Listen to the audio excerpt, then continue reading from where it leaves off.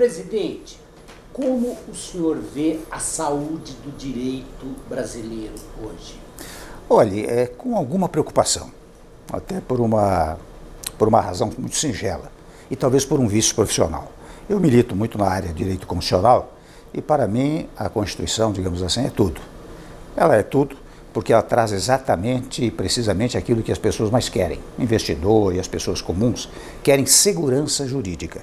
E para ter segurança jurídica, você precisa partir de um conceito muito trivial, e os conceitos triviais na área jurídica estão sendo esquecidos, que é o seguinte: o direito só existe para regular as relações sociais. Ou seja, para que eu, se eu fizer um contrato, eu sei quais são meus direitos e meus deveres. Se eu constituir família, sei quais são meus direitos e meus deveres. Ora bem, quando você, para ter segurança jurídica, para saber quais são meus direitos e deveres, isso está num documento que constituiu o Estado brasileiro, que é a lei maior, por isso se chama Constituição, não é?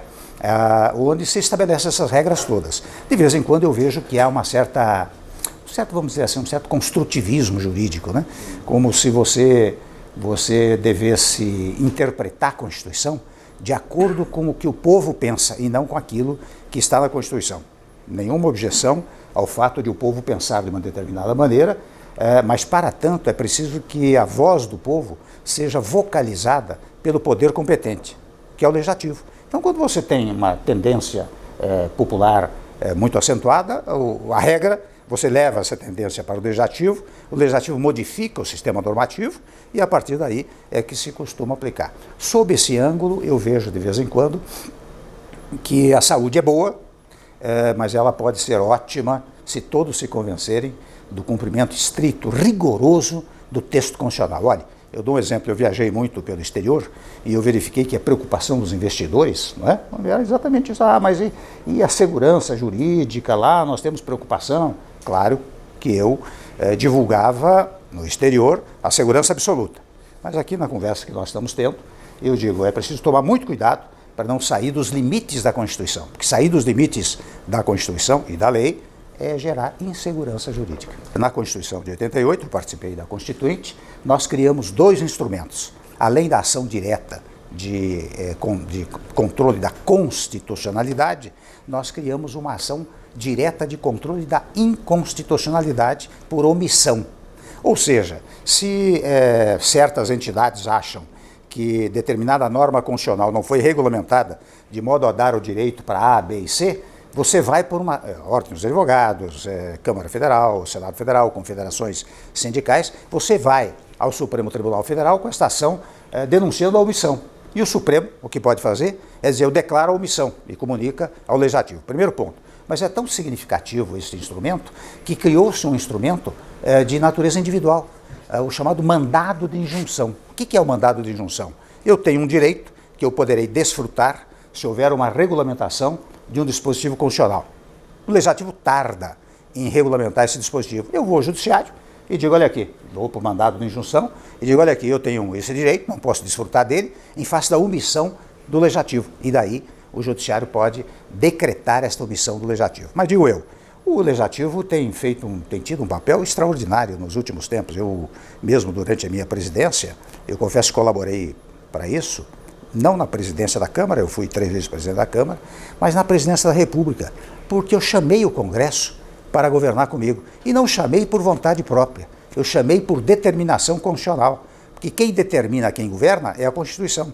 E a Constituição diz que quem governa é o Executivo com o Legislativo. E o Judiciário jurisdiciona, ou seja, diz o direito aplicável quando surgir uma controvérsia. E o Legislativo, no meu período, teve um papel extraordinário, me ajudou muitíssimo, por isso que eu consegui fazer o que eu fiz em pouquíssimo tempo, em 2 anos e 8 meses, e agora ainda tem um protagonismo extraordinário. Veja que a própria reforma da Previdência, cujo embate começou no meu governo, não é? Quem levou adiante muito fortemente foi o Legislativo, o Rodrigo Maia, o Columbre. Eles levaram adiante para valer e fizeram um benefício ao país. Acho que faz-se, como você diz mesmo, uma injustiça ao Legislativo brasileiro. Olha, recordando essa história da Constituinte, do meu gabinete, né, eu era da área jurídica. Tinha muito contato com o Ministério Público, advogados, juristas, juízes, né? E por isso mesmo eu fui designado logo no início da Constituinte para uma chamada subcomissão do Poder Judiciário e do Ministério Público. E lá eu trabalhei acentuadamente para que o Ministério Público tivesse as prerrogativas que tem hoje, que eu acho justíssimas, sem embargo de alguns elementos praticarem alguns exageros, mas a instituição tem o crédito que se deve atribuir por força desse trabalho que nós fizemos na Constituinte. Primeiro ponto. Segundo ponto, prestigiei muito o Judiciário, né? Estava nessa comissão. Terceiro ponto, eu elevei a figura do advogado, a figura indispensável à administração da justiça e inviolável por seus atos e manifestações. É o que está no artigo 183 da Constituição Federal. Até naquela oportunidade, o Mariz era o presidente da OAB aqui em São Paulo, me levou essas preocupações e eu converti isso em norma constitucional. Como de resto, também elevei a figura do procurador do Estado ao nível constitucional. E de igual maneira, interessante, junto com o deputado Bonifácio de Andrada, que era de Minas, nós repartimos as funções da Procuradoria da República, porque no passado, antes de 88, a Procuradoria da República, ela não só era autora de ações, como dava pareceres sobre as ações. E nós dissemos, isso não pode acontecer, nós temos que dividir estas funções. E foi aí que nasceu a Advocacia Geral da União, separada da Procuradoria Geral da República, portanto com funções diversas. Então, digo eu, naquele período eu era muito procurado e muito interessado nesses temas, de modo que quando você diz o meu gabinete era, digamos, a sede desse lobby legislativo, né, de alguma maneira é verdade. Nós trabalhamos muito nessa atividade, né? E no caso do Ministério Público, eu me recordo que trabalhei muito por uma tese que acaba dizendo, num dos dispositivos, diz assim, o Ministério Público terá independência funcional. O que significa esta dicção constitucional? Significa que o Ministério Público, funcionalmente, ninguém pode se meter lá, nem o Legislativo, nem o Executivo, nem o Judiciário. Funcionalmente, quer dizer, funções de natureza administrativa e jurídica. Ocorre que ao longo do tempo, aqui é um pouco questionável, esta tese da independência funcional funcionou como independência individual. Então, cada membro do Ministério Público não se submete ao princípio da hierarquia, digamos assim, não chega ao Procurador-Geral da República, né? Isto é que me parece que há uma certa interpretação, não sei bem, acho que seria discutível essa matéria, né? Porque o princípio da hierarquia é um princípio que comanda toda a Constituição. Você veja, no Executivo você tem hierarquia, você tem o presidente, ministros, entidades ligadas aos ministros. De igual maneira no Judiciário, quando você tem os vários graus de jurisdição, de alguma maneira são decisões hierarquicamente, uma superior à outra, né? E isto não tem acontecido muitas vezes. Aí é uma questão que eu acho que deve ser melhor meditada e melhor examinada. Se o senhor voltasse no tempo, o senhor mexeria nesse dispositivo? Eu esclareceria. Simplesmente isso. Basta esclarecer, nada mais do que isso. Mas mantenho a independência funcional do Ministério Público, pela qual trabalhei, e que é fundamental para até preservação do Estado Democrático de Direito. Esta é a função do Ministério Público. É interessante, há poucos dias eu vi um dado de que neste ano de 2019 houve, penso eu, abertura de carteiras assinadas num montante de 589.600 e poucos mil. Não é isso? Pois muito bem. E o que é que diz lá? Cerca dos 600 e poucos mil, no meu período em 88, estava em 500 e poucos mil. A diferença foi de 88 mil mais ou menos. Portanto, está crescendo ano a ano a possibilidade de contratação formal, porque informalmente há muitas contratações. Houve no meu tempo, está havendo agora também em face da evolução da economia, quando nós baixamos a inflação, baixamos juros, essa coisa toda que o governo, de alguma maneira, está dando sequência. Mas quando eu vi os dados, eu verifiquei que desses 88 mil, que é a diferença, cerca, não vou exagerar, 58 mil, 60 mil é do chamado trabalho intermitente. O trabalho intermitente é aquele trabalho que o sujeito faz um dia, no final de semana, no outro dia, que é melhor, digamos assim. O que eu digo é o seguinte, é melhor ter desemprego ou ter um trabalho intermitente. Então, só neste ano de 19, veja que a reforma trabalhista já operou efeitos que permitiu ao governo vir a público e dizer, olha, agora nós tivemos tantas carteiras assinadas. E assim, quanto tempo você diz? Isso é ao longo do tempo. Essas coisas, nós brasileiros, nós estamos muito acostumados a isso, né? Nós dizemos, bom, quando mudar a lei, no dia seguinte o céu é azul, não há insegurança, não há, né? Não há nada que... Com a Constituinte foi assim. Quando nós trabalhamos da Constituinte, a ideia é que quando se criasse um novo Estado, uma nova Constituição, tudo se modificaria, e não é. Essas coisas são paulatinas, elas vão acontecendo ao longo do tempo. Veja que no tocante à inflação, nós reduzimos de cerca de 10 pontos para 3,75. Depois os juros, nós de 14,25, a taxa Selic, nós reduzimos para 6,5%. Né? E agora já está em 4,5%. Você veja que é um processo. Né? Então leva algum tempo, mas dará resultado como está dando. Eu aprendi muito cedo, viu, que na vida pública você precisa estar um pouco acima dos acontecimentos.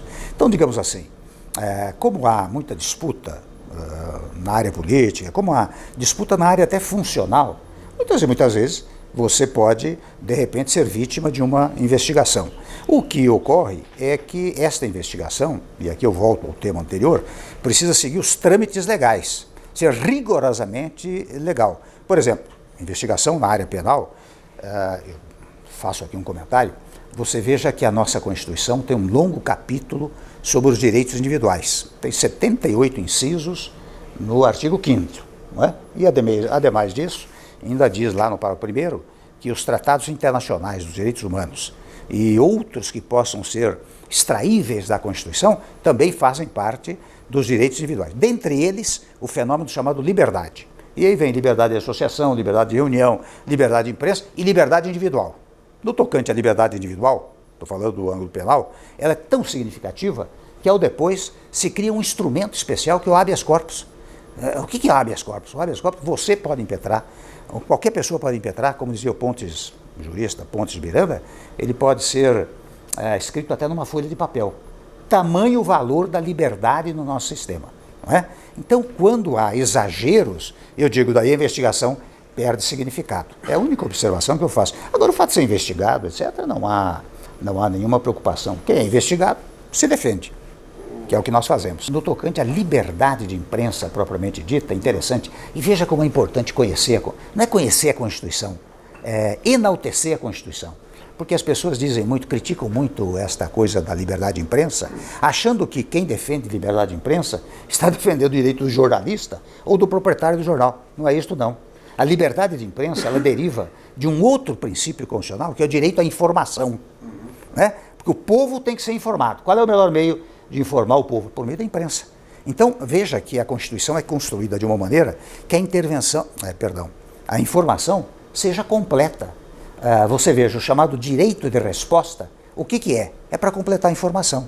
Você publica uma coisa, alguém publica uma coisa, você diz, olha, não senhor, eu quero ter direito à resposta. Rigorosamente até, o direito à resposta, a critério do jornal, deveria ser natural. Não é? E é interessante, tanto eu falei a respeito disso ao longo dos vários anos, né, que eu vejo que de uns tempos a esta parte, aliás, de um bom tempo a esta parte, os jornais começam a dizer o outro lado. Porque, não é? Ele diz, coloca uma notícia, mas vai ouvir o outro, porque antigamente nem isso se fazia. Então, veja que o direito de resposta é uma coisa natural. Muitas vezes você não consegue, você tem que ir ao judiciário para obter o direito de resposta. Então, digo eu, a liberdade de imprensa, ela é enaltecida, como eu sempre enalteci, porque ela está ligada ao direito à informação. É um benefício em favor do povo, não é em favor da própria imprensa, digamos assim. O Supremo e os tribunais superiores sempre tomam muito cuidado, né? Por isso que você tem graus de jurisdição. Por isso que você tem o fenômeno não só da ampla defesa, como do contraditório. Por isso que você tem o princípio do duplo grau de jurisdição. Por que o duplo grau de jurisdição? Para que não seja apenas uma jurisdição que diga o que deve ser feito. Você tem direito a uma segunda, pelo menos, manifestação. Primeiro ponto. Segundo ponto, e volto a dizer, os tribunais superiores têm, muitas vezes, dado soluções para eventuais equívocos que tenham sido cometidos. Primeiro ponto. Segundo ponto, eu não acho que a imprensa é exatamente responsável por isso. É claro, é natural, isso acontece com certa frequência. Muitas vezes a manchete ela não combina com o conteúdo da matéria. Isso acontecia em relação a mim, acontece em relação a muita gente. Mas interessante, como eu sempre me dei razoavelmente bem com a imprensa, quando acontecia da matéria ser dissonante daquilo que o título dizia, eu ligava lá para o redator-chefe, olha, meu caro, veja aí E eles consertavam. Então eu não acho que a imprensa... Ela muitas vezes, ela exagera. Não quero dizer que seja um complexo Watergate, né? Mas a coisa de derrubar um presidente, derrubar um agente público... Mas houve um momento super delicado no governo do senhor, que foi a divulgação da conversa com o Joesley, né? Foi que você verifica, me permita dizer, você verifica que um juiz lá da 12ª Vara de Brasília julgou tão impertinente, tão inútil aquela conversa, né, que ele imediatamente, você sabe que ele nem instruiu o processo, a pessoa não instruiu o processo, não viu ninguém. E hoje, mais do que nunca, está demonstrado que utilizou-se para tentar derrubar o governo. Convenhamos, foi isso, não é? Para tentar derrubar. Utilizou-se uma frase falsa, uma frase que não existe no diálogo, não é? É uma frase que dizia a respeito, fulano estava comprando o silêncio de Beltrano para manter o silêncio dele, que eu teria dito, mantenha isso, e não era verdade. Depois verificou-se pelo áudio que ele dizia que tinha amizade com fulano, que ele estava de bem com fulano, não é? E eu disse, mantenha isso. Vou dizer o quê? Não, brigue, pegue um fuzil e dê um tiro nele. Se você tomar... Vamos tomar aqui o episódio da delação, não é verdade?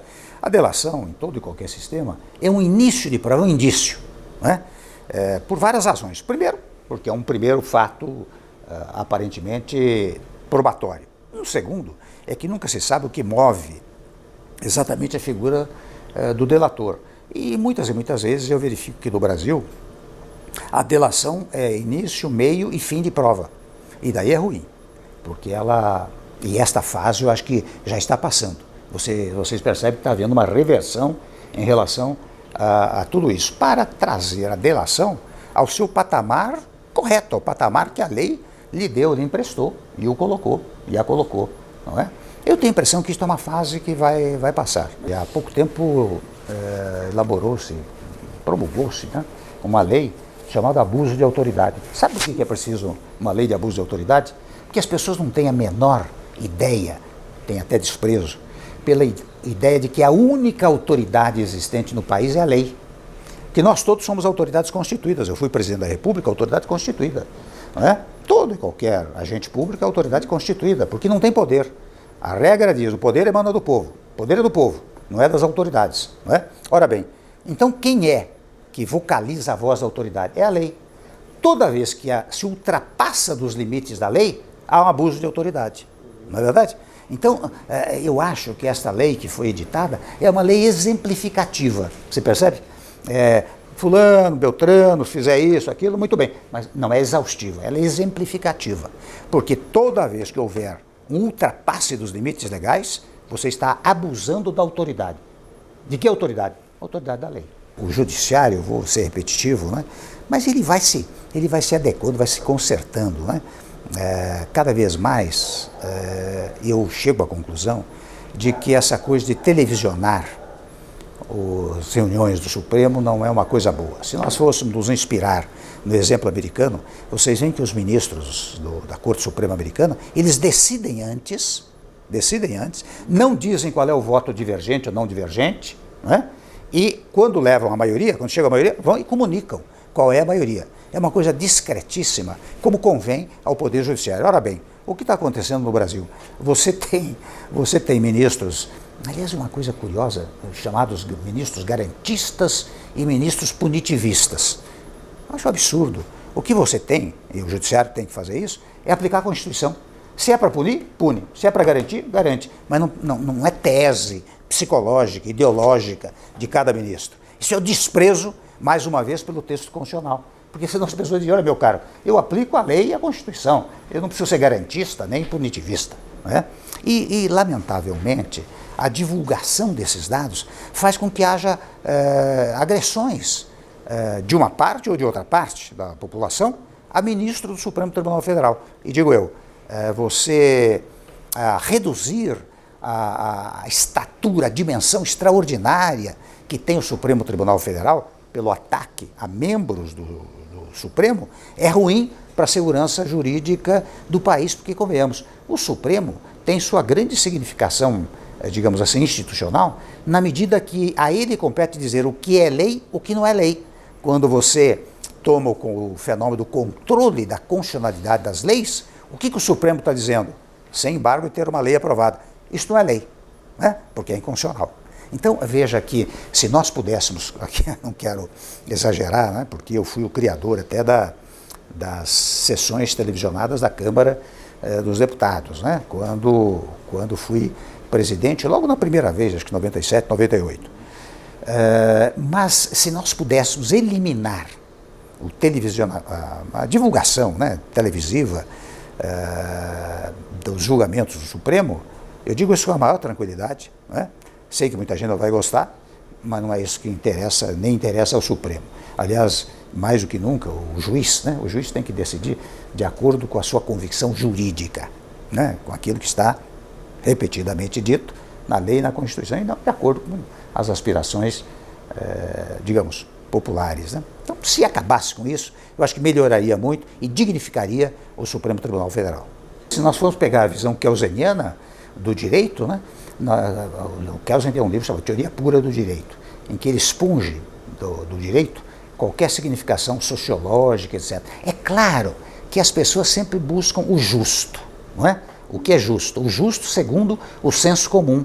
Mas é curioso, ao longo do tempo, o que é justo e injusto muda de local para local, de tempos em tempos. Então, o que você tem que fazer é o seguinte, você pode chegar à seguinte conclusão, sobre o foco psicológico, sociológico: esta norma é injusta, vamos mudar a norma. A figura do juiz das garantias, na avaliação do senhor, é justa ou injusta? É justa, não é justa. Você sabe que... E só completando, e por que essas entidades de classe, inclusive de magistrados, estão contra a criação dessa figura? Quando você fala das entidades, daí eu posso dizer aqui, bom, mas as entidades, Defensoria Pública, Advocacia da União, advogados, são outras entidades, são a favor. Então, sim. Não é verdade? Mas, agora, a magistratura, seria até interessante para a magistratura, funcionalmente, porque se necessário for, você tem que ampliar o número de magistrados, o que não é ruim, não é? Quanto mais julgadores você tiver no país, tanto melhor, não é? E a ideia do juiz de garantias é que aquele, vou dizer o óbvio, né? Aquele que vai julgar é alguém que não esteve envolvido emocionalmente com a questão. Acho razoável, porque não é sem razão. Muitas vezes eu faço isso, eu pego uma determinada matéria sem ter conhecido os antecedentes e faço o meu juízo jurídico, digamos assim, né? Eu acho útil, não acho que prejudica a magistratura, ao contrário, eu acho que enaltece a magistratura, né? Porque dá duas funções. Uma que é acompanhar o processo, que é fundamental. Você veja aquele que vai acompanhar o processo, vai dizer, pode prender preventivamente, temporariamente, pode produzir a prova tal ou qual, pode quebrar sigilo bancário, profissional, são funções importantíssimas. E a segunda função importantíssima é que ele pega tudo aquilo, um outro juiz, e diz, agora eu vou apreciar, vou julgar isso daqui. Não vejo razão para essa disputa, com toda franqueza. Em tese, veja bem, eu não sou contra a história do sujeito. Se aposentou, ele vai para outra atividade, sem problema nenhum.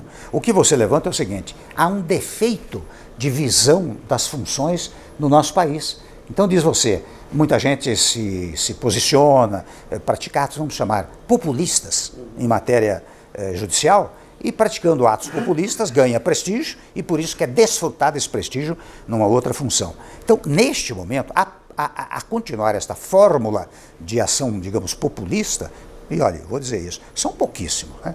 Nada que detrate ou desmereça o judiciário brasileiro, né? São pouquíssimos os casos. A continuar esse sistema, a quarentena, por mínima que seja, é válida. Mas acho que o que nós devemos trabalhar é para eliminar esse conceito populista de alguns membros do judiciário ou de outras instituições. Eu fui secretário da Segurança Pública aqui em São Paulo 2 vezes. Eu sei a importância que a segurança pública tem para o povo, primeiro ponto. Segundo ponto, eu verifiquei ao longo do tempo que a União, sem embargo de ter atividades ligadas à segurança pública, toda a questão do contrabando, do descaminho, tráfico de drogas, cabe à União Federal, não é verdade? Mas a função básica da segurança do povo é conferida ao Estado, não é? E até não só o Estado, você sabe que é mesmo o município. As chamadas guardas municipais, elas visam a guardar os próprios municipais, mas a simples presença física de alguém fardado junto às escolas, junto às praças, inibe a criminalidade. De modo que segurança pública é uma coisa que cabe à União, aos Estados, aos municípios. Bom, digo eu, ao longo do tempo, a União sempre, vou usar uma expressão entre aspas, tirou o corpo dessa matéria. Quando eu cheguei lá, eu verifiquei que era de tamanha relevância, porque muitas e muitas vezes havia tais e tantos conflitos nos estados que eu era obrigado a usar o chamado garantia da lei e da ordem, GLO. Né? Os governadores pediam e eu mandava forças armadas para os estados. Fiz isso inúmeras vezes. Sobre mais, eu tive até, num dado momento, de fazer uma intervenção federal na segurança pública do Rio de Janeiro. E até é curioso, eu dou esse dado aqui, eu fiz essa intervenção federal acordada com o governador. Não foi uma coisa só que nasceu da minha convicção, da convicção do governo federal. Foi uma coisa necessária, indispensável. Fiz a decretação. Depois de tudo isso, eu disse, bom, por que eu não crio um Ministério da Segurança Pública, não para intervir nas funções de cada estado, mas para coordenar a atividade da segurança pública no país? E, olha, foi muito bem sucedida, porque eu nomeei lá o Raul Jungmann, que estava na defesa. Ele fez inúmeras reuniões, eu compareci, naturalmente a muitas, inúmeras reuniões dos secretários estaduais, de governadores, de membros da sociedade, né? Chamando a sociedade para o combate também à insegurança. E aquilo deu um resultado extraordinário. Tanto que no ano de 2018, a criminalidade começou a cair e prosseguiu nesta queda no ano de 2019. Eu acho que, para o meu paladar, evidentemente, seria extremamente útil que a segurança pública ocupasse um lugar especial. Quer dizer, quem está na segurança pública cuida só da segurança pública. Sobre mais, como sempre lembra o Raul, nós não tivemos nunca, nós temos, por exemplo, um SUS, Sistema Único de Saúde. Nós nunca tivemos um sistema único de segurança pública. Nós propusemos isso, um SUSP, Segurança Única de Segurança, Sistema Único de Segurança Pública, que foi aprovado. Não é? A primeira vez que se fez isso no país. Ora bem, para levar adiante esse SUSP, não é? Era preciso ter um órgão especial. Eu, pessoalmente, acho que o Ministério da Segurança Pública que nós criamos, que eu criei, foi uma coisa importante naquele momento. Para mim é muito delicado, não é? Delicado falar de casos em que as pessoas tentaram me envolver. Né? Eu tenho pena, confesso a você, quando vejo a figura do ex-procurador-geral, os azares da vida dele, né? Em função daquele ato homicida-suicida, né? E outros tantos. O coitado foi vítima também de uma busca e apreensão, depois perdeu a carteira da ordem. Eu fico com pena. Eu digo que pena que alguém que ocupou um cargo tão relevante no nosso país, ele conversava muito comigo, né? Tão relevantíssimo no país, tivesse chegado a esse ponto. Eu lamento por ele. E lamento as demais arbitrariedades. Né? Eu já, em muitos momentos, declarei que fui vítima de algumas arbitrariedades, que é interessante geraram uma reação que não foi só da classe jurídica, não. Foi da classe jornalística, editorialistas, colunistas, cartas ao leitor, portanto, povo, que gerou um repúdio àquele gesto tão arbitrário, mas que era fruto, precisamente, das coisas como elas vinham caminhando no país. Então, precisamos punir, e temos que nos apresentar como aqueles que punem. Né? Eu acho que isso está mudando. E, se Deus quiser, vai mudar no nosso sistema. Eu, muito recentemente, fui convidado para ir a falar em Oxford, né, na Inglaterra, e, de igual maneira, em Salamanca e em Madrid. Interessante, nestas reuniões, eu verifiquei, em Madrid falei em 4 instituições, todas para empresários. Em Salamanca não, foi para estudantes da mestrado e doutorado da área jurídica, portanto uma palestra acadêmica. Mas em Madrid, nas entidades, nós temos muitas empresas espanholas aqui, não é? Eu verificava uma preocupação enorme com isso que está acontecendo no país. As pessoas querem investir no Brasil. Vocês sabem que um dia eu recebi um dado dizendo que porque os juros em muitos países, Estados Unidos, hoje é negativo praticamente. Então tem gente querendo investir. E são trilhões de dólares, fundos que têm trilhões de dólares, que querem procurar países para investir. E pensam muito no Brasil. E eu, graças a Deus, quando vou ao exterior, eu naturalmente falo muito bem do nosso país, como não poderia deixar de ser, insistindo em que os investimentos venham para... Mas as pessoas querem segurança jurídica.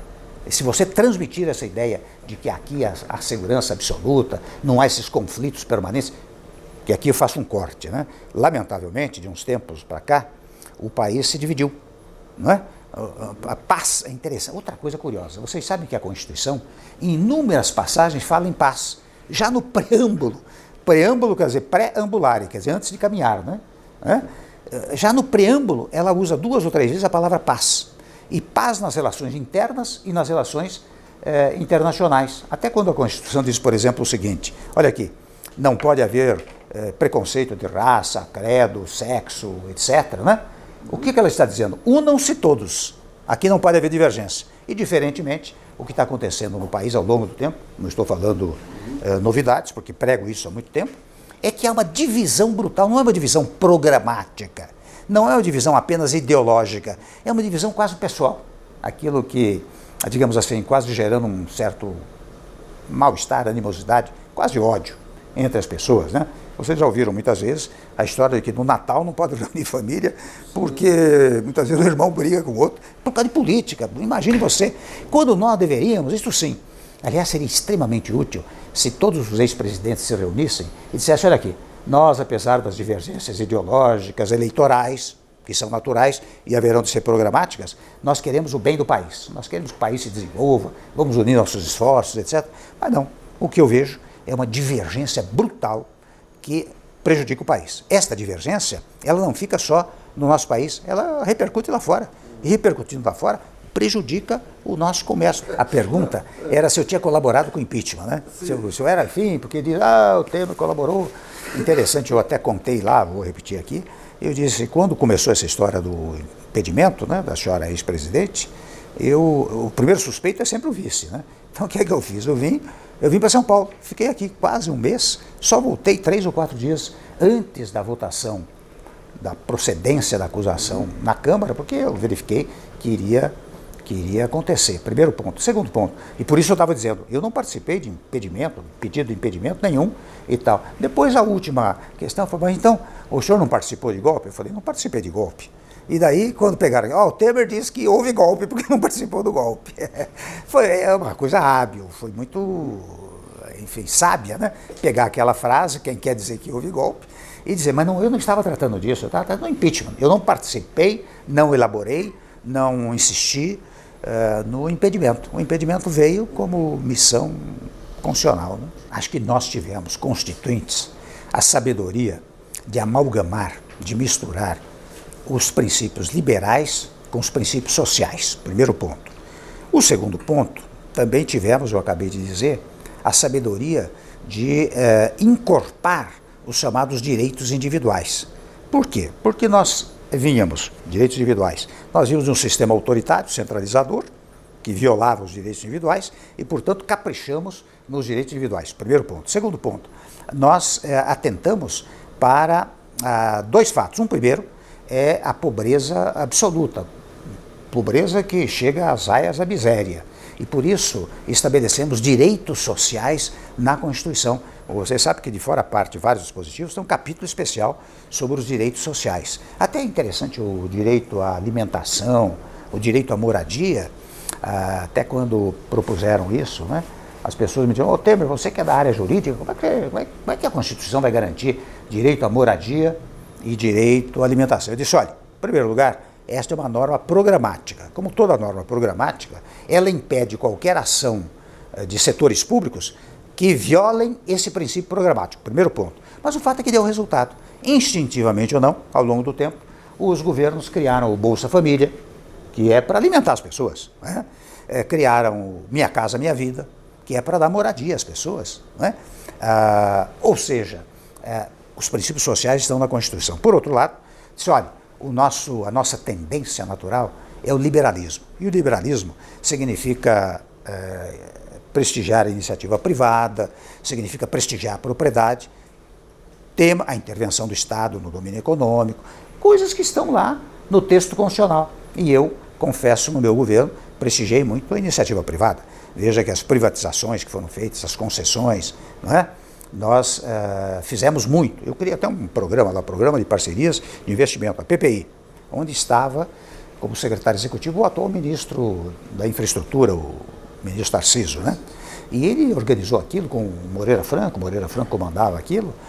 Nós levamos muito adiante e agora, no governo atual, também se leva adiante. Acho que esta sabedoria de amalgamar os vários princípios é que permite a longevidade da Constituição. A literalidade do texto constitucional é muito forte.